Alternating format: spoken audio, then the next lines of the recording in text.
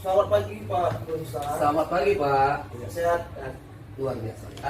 Sehat ya. Baik, jadi itu kan Pak Ustaz kan akan melakukan proses coaching ya dengan nanti coaching ya.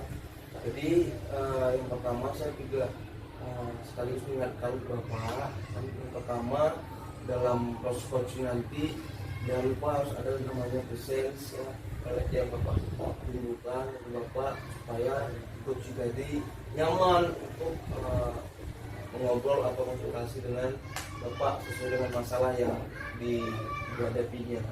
Kemudian yang kedua juga nanti proses coaching nanti agar sesuai dengan kita jelas tujuannya apa, kemudian identifikasinya apa, kemudian ada rencana aksinya, kemudian yang keempat harus ada komitmen dan tanggung jawab yang akan dikomitkan oleh si coach nanti. Ya, baik Pak.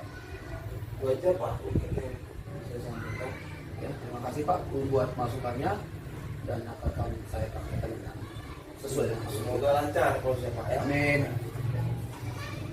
Selamat pagi Bu Desti. Selamat pagi Pak Ali. Apa kabarnya ini? Alhamdulillah sehat. Pak Ali sehat. Sehat, luar biasa. Senang sekali ini bisa ketemu lagi setelah kita ketemu di ruang kolaborasi ya. Ya, sekarang saya dengar Ibu ada yang mau Ibu sampaikan kepada saya. Iya Pak Ali, ini kita mau berbagi cerita ini Pak Ali. Saya mudah-mudahan dapat pencerahan dari Pak Limbong Iya. secara kita sesama guru ya kan. Ini jadi saya ini agak galau Pak. Masalah di kelas murid-murid saya ini masih ada murid yang belum bisa baca Pak ya. Padahal sudah kelas 4. Masih ada yang belum bisa baca? Iya, jadi saya tuh bingung. Kalau di kelas saya ngajar itu sementara anak yang sebagian lagi sudah lancar membaca, sudah bisa, sedangkan yang sebagian lagi itu masih belum bisa baca. Jadi kalau ada materi atau pelajaran yang mau saya jelaskan itu sulit Pak, yang belum bisa baca. Ya, jadi berarti ini Ibu mau menceritakan tentang masalah anak yang tidak bisa baca walaupun sudah kelas 4 ya Bu ya. Sementara kita harus mengajarkan materi yang mungkin perlu bacaan gitu. Selain itu masalah apa lagi kira-kira selain dia nggak bisa baca tadi, apa yang kira-kira kurang dari anak ini? Karena dia sudah tidak bisa baca ya kan Pak Alim. Alhasil untuk menulis pun itu kemampuannya kurang. Kalau untuk kita suruh Pasti menyalin aja mungkin Pasti bisa. ya, karena membaca nggak bisa, untuk menulis juga sulit Iya. ya. Kalau untuk menyalin aja dia bisa. Mencontoh tulisan kita itu bisa, mencontoh tulisan yang di buku. Tapi kan materi pelajaran kelas 4 itu udah tinggi, Iya. tidak hanya sekedar menyalin. Itu kesulitannya. Ya, berarti kesulitannya ini anak nggak bisa baca, jadi nggak bisa ngikuti pembelajaran. Sementara materi bukan kelas 4 bukan tentang membaca lagi ya kan? Itu sudah diajarkan harusnya di kelas 1 atau paling lama di kelas 2. Jadi Ibu udah dapet nih masalahnya. Jadi dalam benak Ibu apa yang menyebabkan anak ini kira-kira kok nggak bisa baca? Kalau saya lihat ya Pak, yang menyebabkan mereka ini kemampuan bacanya kurang ya satu itu tadi, di rumah itu kurang perhatian orang tua untuk belajar. Jadi kan kalau kita dulu dari awal kita mau belajar di sekolah, di rumah nanti kan harusnya diulang lagi. Atau Iya. peran orang tua kan juga penting gitu Pak dalam mendidik anak-anak. Ya kita tuh memang di rumah sebagai orang tua juga gitu ya kan? Habis dari sekolah belajar, di rumah kita ulang-ulang supaya anak itu semakin paham. Ya selain itu mungkin apalagi yang menjadi masalah?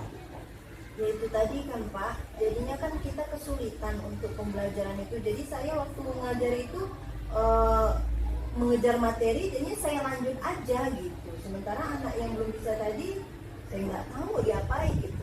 Kalau untuk pas saya menjelaskan, oke dia bisa menerima. Pas mengerjakan tugas, itu yang bermasalah. Jadi masalahnya dia, Ibu merasa kesulitan ya akibat dia nggak bisa baca. Ada berapa orang gitu? Ada sekitar 5-10 orang Pak.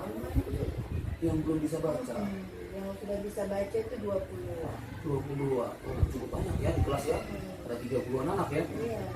Jadi kita sudah mengetahui nih identifikasi masalahnya yang Ibu hadapi itu. Kedepannya ini rencana Ibu yang terbesit yang ingin Ibu lakukan kira-kira apa yang harus guru lakukan ini bukan cuma ibu, sebenarnya perlu juga kolaborasi ya kan. Apa yang harus dilakukan oleh guru supaya mengatasi masalah kesulitan membaca ini? Ini terpikir oleh saya ya Pak. Setelah saya berpikir sepertinya anak murid yang belum bisa baca tadi ini butuh jam tambahan. Atau kita bilang les lah ya, les membaca, khusus membaca.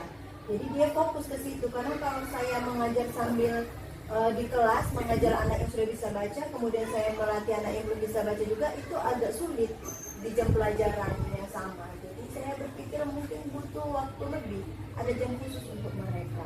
Jadi ibu berpikir kalau diselipkan di tengah-tengah kita mengajar secara global dengan teman-teman yang lain mungkin agak kesulitan ya Bu ya.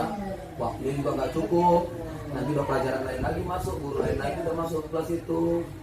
Jadi selain itu ada lagi yang bisa menjadi tanggung jawab yang harus dilakukan di kelas itu. Kira-kira menurut pendidikan itu. Dari kalau yang saya rencanakan itu buat jadwal pelajaran yang ditambah gitu atau jadwal les baca, sepertinya saya perlu juga nih Pak koordinasi sama orang tua, karena kan mereka pulang ke rumah itu kan banyak waktu dengan orang tua. Jadi saya terpikir gimana kalau saya mengundang para orang tua untuk membicarakan masalah anak tadi. Jadi walaupun dia kita buat les tambahan, orang tua lebih intens memperhatikan anaknya, itu saya rasa bisa membantu ya Pak. Iya, itu ide yang sangat baik ya Bu. Saya rasa kalau menurut saya sih yang sudah Ibu katakan bahwasanya harus memanggil orang tua, harus memberikan les tambahan itu sudah ide yang baik. Kalau boleh tahu Bu, selama ini Ibu sudah melakukan apa? Oh selama ini itu tadi Pak, saya masih mengajarnya bersamaan waktu. Jadi saya pikir untuk kedepannya bisa buat jam les tambahan. Belum ada les tambahannya? Belum. Terus itu orang tua kita ajak juga supaya anak mengulang kembali di rumah. Jadi harus ya kita rapat lah dengan orang tua gitu. Dengan orang tua.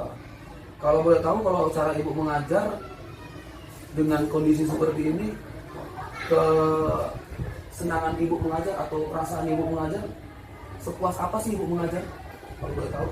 Ya itu tadi, karena kondisi yang seperti tadi ya Pak, kalau kita bilang ada range ya atau skala kita dari 1 sampai 10 ya. Saya rasa jadinya saya tuh ketercapaian saya dalam pembelajaran mengajar anak-anak itu saya rasa paling di angka 6 atau 7 kalau kita persikalkan di kelas itu. Jadi kalau setelah ini kita jalankan rencana ini, kira-kira Ibu mau sampai di level berapa? Saya pikir ya kalau seandainya rencana aksi ini bisa saya kerjakan, lebih saya intenskan jadwal pelajaran anak tambahan les, target saya kalau bisa ketika pembelajaran kasih kali kelas sudah naik ke target 8 lah saya rasa.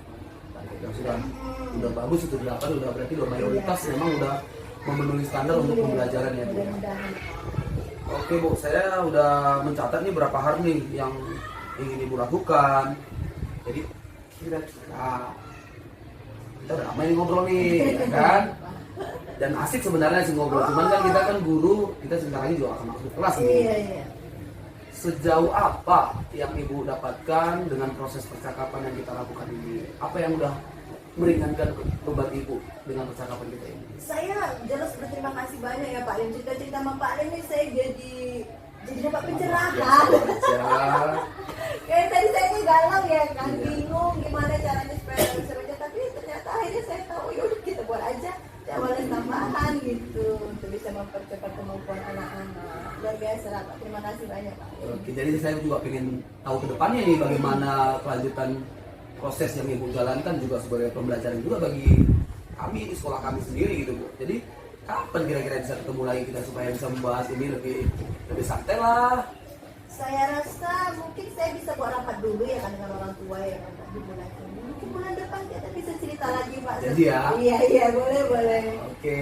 Iya. Kalau gitu saya tunggu bulan depan ya. Iya Pak. Ya. Oke. Terima kasih ya Pak Lim. Sama-sama Ibu, terima kasih. Istirahat. Sampai jumpa Pak Lim. Sampai jumpa. Saya pamit dulu. Oke, makasih. Baik Pak Yudisar, udah siap tadi ya Mas Coach? Sudah Pak, berjalan dengan lancar. Alhamdulillah. Kira-kira Pak dari proses coaching tadi yang sudah Bapak laksanakan tadi, kira-kira apa yang sudah baik lah menurut Bapak? Kalau yang sudah baik sih, kalau menurut saya pribadi alur ceritanya sudah dapat, dari mulai tujuannya, identifikasi masalah, tanggung jawab, baru umpan baliknya juga sudah dapat secara umum, udah dapat lah. Menurut saya sih begitu Pak, Sudah dapat ya Pak, sudah jelas ya. sudah jelas. Kemudian Pak, kira-kira apa yang perlu diperbaiki dalam proses patroli? Mungkin yang perlu diperbaiki tentang mindfulness Pak. Karena saya merasa di awal tadi tidak sepenuhnya saya ada di sini bicara dengan kunci saya. Jadi itu salah satunya yang perlu saya perbaiki, bagaimana untuk konsentrasi penuh, kesadaran penuh saya harus ada ketika kita mengcoachi orang lain. Lalu yang kedua mungkin yang harus diperbaiki itu adalah banyak-banyak latihan, karena terkadang kita berkata-kata perbendaharaan kata kita itu masih minim gitu. Jadi saya rasa dengan banyak-banyak latihan bisa diperbaiki lah.